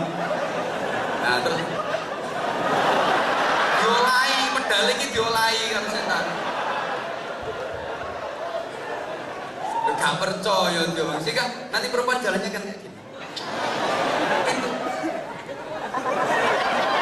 Nah itu karena buat diomongin teman-teman dianu sama setan. Aku paham om dulur dewe yo. Sama tak kasih tahu kan, sama juga saudaranya, cuma belum ngerti setan itu. Mbok sesuai terus. Subhanallah, caranya goda itu mau macam-macam. Cara goda manusia itu macam-macam, itu setan. Dan setan itu ya, ngomong setan ini nggak ada habisnya memang. Ya karena yang diomongi juga sampai aku ribet ya, khawatir nek tersinggung ngono. Dulure tak critake khawatir ono sing mangkel ngono lah aku. Wong kelas-kelas setan itu ada yang kelas playgroup, kelas TK. Setan yang goda bayi itu juga ada, namanya Ummus Sibyan kalau dalam kitab. Makanya kalau ada bayi kecil, ya semua bayi pasti kecil ya. Kalau ada bayi kecil itu jangan sampai dibiarkan tidur sendirian. Harus ada temennya, direwangi baik, apa kakaknya, apa siapa. Jangan sampai dibiarkan tidur sendirian, kata Nabi begitu. Mudah digoda setan yang namanya Ummus Sibyan. Tapi setan yang goda orang hebat lain lagi. Ada seorang sahabat itu namanya Abdullah bin Ummi Maktum, salah satu muadzin Rasulullah. Suaranya enak. Tapi sahabat ini mempunyai keterbatasan fisik. Beliau buta. Tapi rajin sholat jamaahnya. Nah karena kondisi buta, setiap berangkat sholat jamaah itu pakai tongkat. Orang buta. Nah, satu ketika waktu Abdullah bin Ummi Maktum ini berangkat sholat jamaah sambil tuk bawa tongkat kayak gitu, dia kesandung batu besar, geludak, kepalanya terantuk batu, berdarah. Ini cara sampeyan ngarep budal nyang masjid kok tiba sirai kubra, kira-kira terus nyang masjid apa balik mulai? Umpama sampeyan ngono lho. Arep nyang masjid durung tekan nggon kok tiba gludak sirahe bocor, terus ke masjid apa pulang? Hebat berarti terus ya wes. Terus mulai maksudnya kan gitu. terus mulai. Ini Abdullah bin Umi Maktum lanjutkan berangkat ke masjid, dia langsung kejedek, nggak cari betadin, waktu itu belum ada betadin. Dia dibersihkan ini, tetap sholat jamaah bareng Rasulullah. Akhirnya setan-setan itu musyawarah. Ini gimana ini cara goda orang ini? Ya Allah. Terus hari berikutnya mau berangkat ke masjid, tetap berangkat jamaah dalam kondisi kepalanya habis bocor itu. Mau berangkat itu di tengah jalan itu ada yang nyegat. Assalamualaikum, salam. Mau jamaah kek? Iya nak. Mari kek saya tuntun biar gak terjatuh. Ya nak, terima kasih. Antar dituntun ini sampai ke masjid. Begitu sampai ke masjid, ini kan yo terus Abdullah bin Maktum, nah kamu baik banget. Nuntun wong jamaah itu baik apa baik? Nuntun orang berangkat jamaah itu baik apa baik? Tolong dipegang kata-kata saya. Itu baik. Begitu sampai ke masjid, ini Abdullah bin Maktum berkata begini, nah kamu baik banget, terima kasih udah nuntun saya sampai ke masjid. Ini saya punya kurma, kamu ambil. Enggak kak, enggak, saya nuntun, saya ikhlas kok. Ikhlas itu baik apa baik? Baik. Hari ketiga, begitu mau berangkat sholat jamaah di tengah jalan, dicegat lagi, kayak mau jamaah kayak, iya nak, mari kayak saya tuntun biar gak terlambat. Begitu sampai masjid, terima kasih nak, kamu baik banget. Ini kakek punya sorban, kamu ambil. Enggak, saya niatnya ikhlas kok.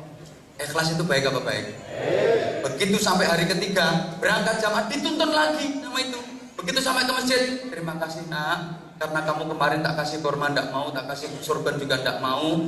Kamu udah nuntun saya selama 3 hari. Saya doakan mudah-mudahan kamu dapat ridho Allah. Enggak kek, saya nggak mau dapat ridho Allah kek. Enggak kek. Ini penasaran. Tanda tangannya ke Abdullah bin Maktum. Cek. Sebentar. Kamu itu aneh. Tak kasih kurma kamu ndak mau. Mungkin bapakmu jeragan kurma. Mungkin ayah kamu bos kurma, pantas wajar kamu nggak mau tak kasih kurma. Terus kemudian tak kasih sorban kamu nggak mau, ya wajar lah. Mungkin ibu kamu penjual sorban. Tapi ketika tak doakan mudah-mudahan dapat ridho Allah, kamu kok enggak. Kamu itu sebenarnya siapa? Saya setan kayak. Dari dia itu setan. Lah Abdullah bin Umi Maktum kan heran. Kalau kamu setan, harusnya kamu kan goda saya. Mengapa justru kamu malah nuntun saya untuk pergi sholat jamaah? Itu melanggar perda. Oh kamu setan kok malah nuntun saya berangkat sholat jamaah? Apa jawab setan? Kayak 3 hari yang lalu kakek mau berangkat jamaah kan kesandung batu sampai terjatuh kepala berdarah-darah. Iya bener, itu yang jadi batu aku kek. Aku memang sengaja jadi batu menghalangi jalan kakek biar kakek terjatuh glodak. Begitu terjatuh biar gak jadi berangkat sholat jamaah. Ben balik mulai, makanya aku tadi waktu biar kakek terjatuh. Kalau udah terjatuh berdarah kan gak jadi sholat jamaah, kembali pulang. Ternyata kakek tetap aja berangkat sholat jamaah karena kakek habis terjatuh dan terus tetap berangkat sholat jamaah. Dosa kakek yang di langit itu dihapus separuh. Lah ini kalau kakek jatuh lagi, iso-iso entek dosamu. Makanya tak tuntun ben ora tiba. Lha kene sampean tibone lah yo entek dosamu lunas. Makanya ben ora tiba tak tuntun. Setan ini sampai kayak gitu.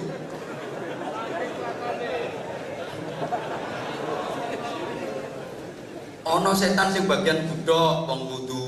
Akhirnya dibikin was-was.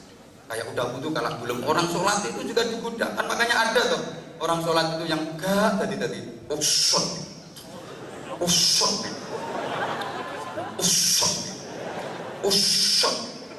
Yang lain udah jalan waduh dene usut. Bahkan udah takbir.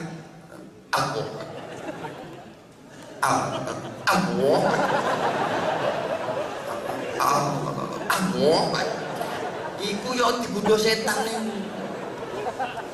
Mangkane rene ganggu liyane to.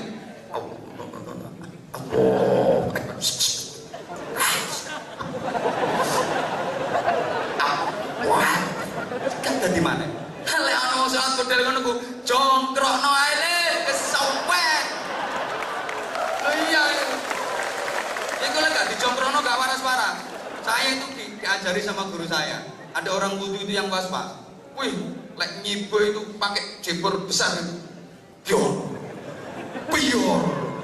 Piyor, wis rampung sampai tekan bualeni meneh karena was-was. Apa kata guru saya? Ambil jebornya, tutup ndasnya. Kalau nggak kayak gitu nggak sembuh-sembuh, nggak niat nutup ndasnya, tapi niat nutup setannya, setan yang ganggu was-wasnya itu. Setan, masya Allah. Habis wudhu masih diganggu sama setan, didamoni. Iya. Dalane tutmu lagi didamoni. Makanya kadang wis mari wudhu, isek krasa pletuk-pletuk. Itu dalane tut disebuli setan. Oh nganggo sedotan aku nganggo apa gak ruang. Telatene koyo ngono. Pol telatene arep situ. Maka Al-Qur'an menyindir kalau saya mengatakan bahwa kita itu dengan setan ono hubungan dulur, ya jangan marah. Memang ayat Qur'annya juga ada. Innal mubadzirina kanu ikhwanasyayatin. Sesungguhnya orang-orang yang boros, menghambur-hamburkan hartanya, mereka itu adalah saudaranya setan. Dihambur-hamburkan untuk urusan duniawi. Nah, untuk menangkal setan itu, nah, uangnya dimasukkan ke kotak yang nanti lewat sebentar lagi. Modelnya kok gak gelem ngono sih jam piro saiki. Nah, sebentar. Halo. Itu berarti fans beneran. Yang sudah fans ketika aku halo kono, kene aku hai kono. Oh, berarti kene iki fansku yo akeh juga. Makane kok jemburis. Berarti udah lama ya kalian merindukan aku. Yang di atas sana juga rindu aku. Sama dong. Kamu rindu aku juga rindu kamu. Ini loh. Nah, terus kenapa sih Islam kok mengatur yang namanya ukhuwah? Nah, insya Allah ini akan disambung setelah pariwara berikut. Sponsor itu mono aja, ini nyumbang kabeh ora. Karena ini ada pensuksesan pembangunan Masjid Agung Pegu, saya mohon bantuan kepada Ustadz Miftah untuk membaturi saya, ngancani gitu dan memandu penggalangan dana. Siap? Ikhlas? Orang sedekah itu banyak gak apa-apa, yang penting ikhlas. Daripada sedikit tapi tidak. Nah, ini Ustaz lelang dulu apa keliling dulu? Hah? Keliling dulu. Nanti ada pelelangan yang dipandu oleh Ustaz Miftah. Tapi sebelumnya keliling dulu. Yang infaknya banyak, saya doakan mudah-mudahan rezekinya semakin banyak. Minimal gampang boleh utangan.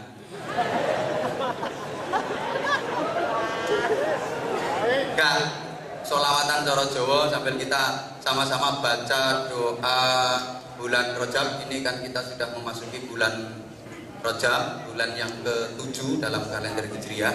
Kan urutannya yang ke-7 ya. Kalau saya ngaji di Indonesia itu banyak orang Islam yang nggak hafal kalender Hijriah. Itu tak kasih rumus. Kita lucu kalau kalender yang Masehi Januari, Februari, Maret sampai Desember kita hafal, tapi yang Muharram, Safar kita malah tidak hafal. Maka untuk memudahkan penghafalan itu tak kasih rumus muso, roro, juju, rosa, rosan, dul. Terus yang beguyu mesti dul-dule gitu. Nah ini rumus ini untuk mudah menghafalkan muso, roro, juju, rosa, dul. Muso, Muharram, Safar. Roro, Rabiul Awal, Rabiul Akhir.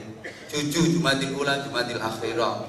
Rosya, Rajab, Sya'ban. Rosya, Ramadan, Syawal. Dul.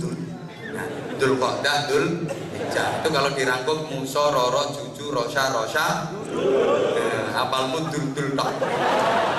Berarti Rajab itu kalau diurut menempati urutan bulan yang ke-7, Sya'ban ke-8, Ramadan ke-9. Urutan. Aja kaya dagelan iki pelawak, ngitung mulane durut tekan dhuwur. Pulau Jawa. Suro sapar mulut. Mulut itu tiba cangkem. Suro sapar mulut, batu mulut Jumatil awal, Jumatil akhir Rejeb. Ruah, poso, sawal, selo besar.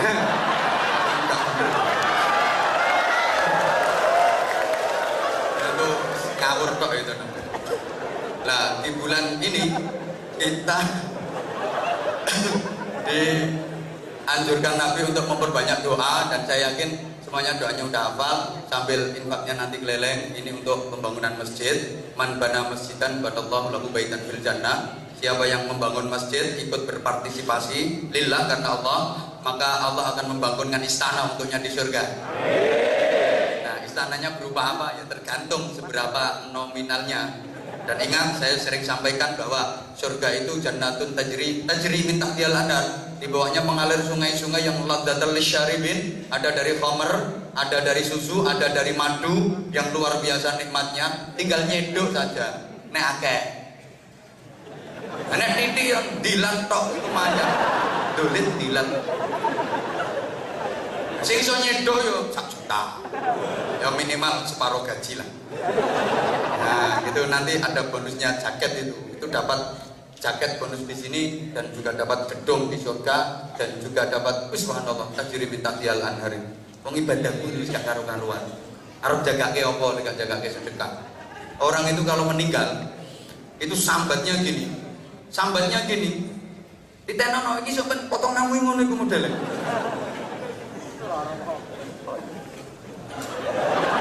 Rabbi laula rji'uni la'alli a'malu shalihan fima taraktu kallanikum anfiqu mimma razaqnakum min qabli ayati ahadukum maut fa yaqulu rabbi laula akhartani ila ajalin qarib fa asaddaqa wa akum minas shalihin.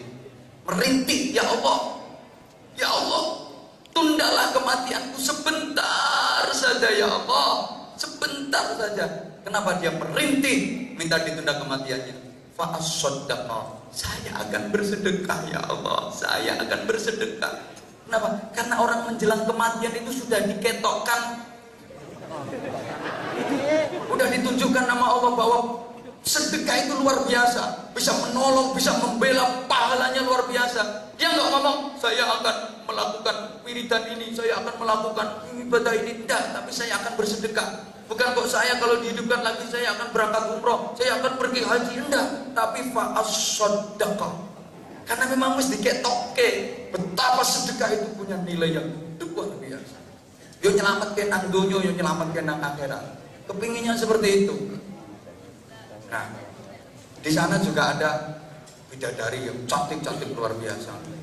Mosok bidadari kok mek 1000.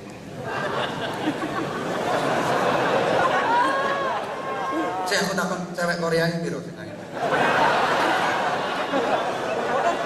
Kuwi tahun tutip basin.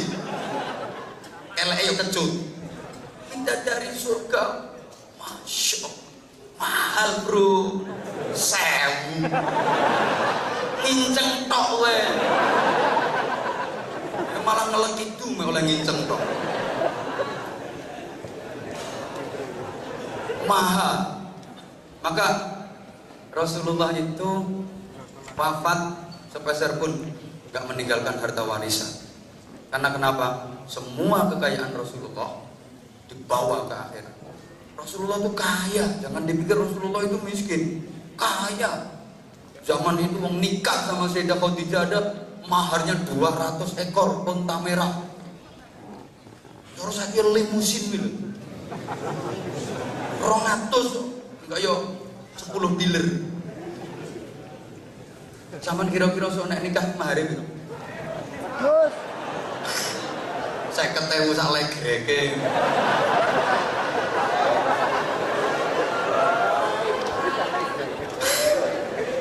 Aku biar kayak piro ya.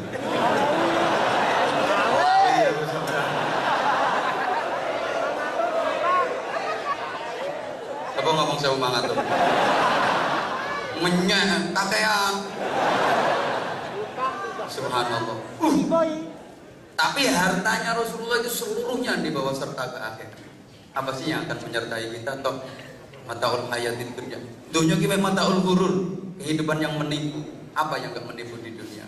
Kekayaan, pakaian yang bagus, harganya mahal-mahal, menipu, kita pasti akan kecewa. Ujung-ujungnya jadi gombal mukio. Makanan yang nikmat dibeli mahal-mahal, ujung-ujungnya jadi, coba kita pikir, rumah megah mewah, ujung-ujungnya hancur lebur. Mobil mewah dibeli, ujung-ujungnya masuk rongsokan. Semuanya, istri cantik, senom ayu, tua, guyu zaman Melayu. Iya, kaya ono kae saiki disawang sik nyenengno wong, 10 tahun gak semedeni wong wis.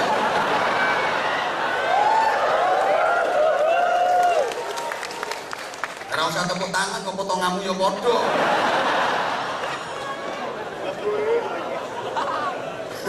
Yang akan kita bawa serta ya amal kita, di antaranya sedekah kita yang akan menyelamatkan kita. Maka sama-sama kita berdoa sambil keliling, nanti ada infak. Saya tirukan dulu doanya. Bismillahirrahmanirrahim. Allahumma barik lana fi rajaba wa sya'bana wa ballighna ramadana bi rahmatika irhamna. Allahumma barik lana fi rajaba wa sya'bana wa ballighna ramadana bi rahmatika irhamna. Allahumma barik lana fi rajaba wa sya'bana wa ballighna ramadana bi rahmatika irhamna. Ini kalau diartikan Allahumma ya Allah, barik, berikanlah keberkahan, tambahan kebaikan lana kepada kita semua fi rajaba, di dalam bulan Rajab ini, wa sya'bana, dan di dalam bulan Sya'ban, wa balligh, dan sampaikanlah, wa ballighna, sampaikanlah kami ya Allah Ramadana, sampai ke bulan suci Ramadan. Ini ungkapan doa kita akan kerinduan kita bisa sempurna, kita menjalani bulan Ramadan sampai sempurna. Amin Allahumma. Diawali dengan semangat Rajab, diawali dengan semangat Sya'ban, sambil berinfak. Modelnya kok wabut. Ingat di dompetmu ada setan. Ketika setannya jawab. Ketika mau nyabut kok terasa berat banget.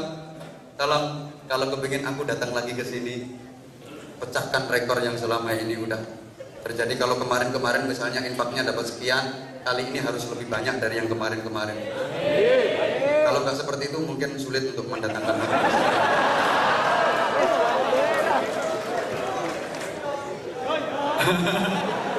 Dia ngomong yo-yo paling 200 kan. Halo. Kira-kira masih ingin Anwar Zahid datang ke sini lagi apa enggak? Bener? Ya wes. Gratis, tidak apa-apa, gratis, tidak apa-apa.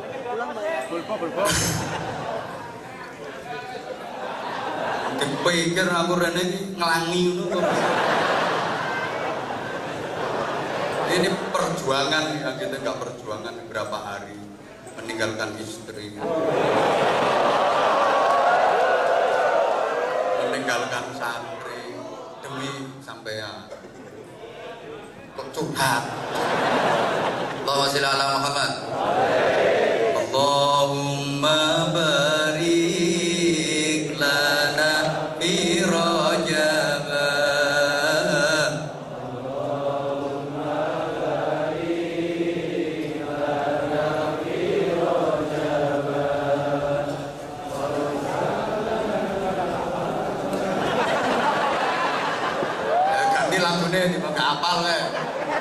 Allahumma barik lana fi Rajab wa Sya'bana wa ballighna Ramadana bi rahmatika irhamna wa ballighna rahmatika irhamna. Ono kardus riwayat nyambut men. Baleni ana kardus riwayat kardus njaluk diiseni sing ngiseni akeh rezeki gak ngiseni bakal cepet mati rugi kok mati ya wes sakarepmu awas cepet mati tenan sing gak ngiseni ayo cepet baleni ngiseni teko kene mati kok didongakno wong sakmene akeh sing ngiseni akeh rezeki gak ngiseni bakal cepet ayo ndonga Allahumma barik lana fi Rajab wa Sya'bana Allahumma barik lana fi Rajab wa Sya'bana wa ballighna Ramadana bi rahmatika irhamna wa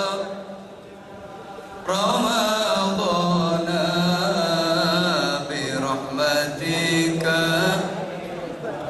Udah habis sholawat ini masih terus ngajine saya separuh ini ana kardus keluyuran nyauto bro sing ngompal tangane tok lambemu melu aku nyauti ana kardus keluyuran aja-aja